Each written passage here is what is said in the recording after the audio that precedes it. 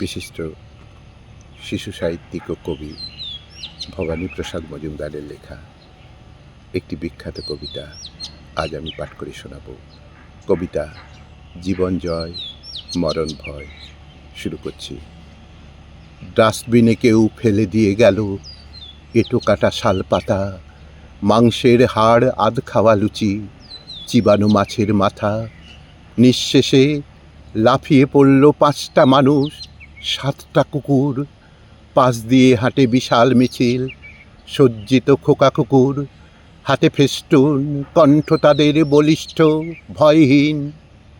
আমরা করব জয়, আমরা করব জয়, আমরা করব জয় একদিন।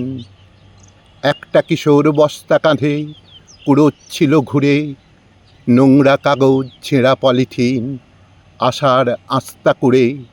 হঠাৎ কারা তুলল আওয়াজ, ওই তো ছেলে ধরা। তারপরে কি কিল ঘুষি, চড় লাথিতে প্রায় মরা।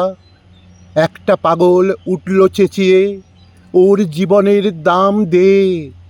We shall overcome, we shall overcome, we shall overcome someday.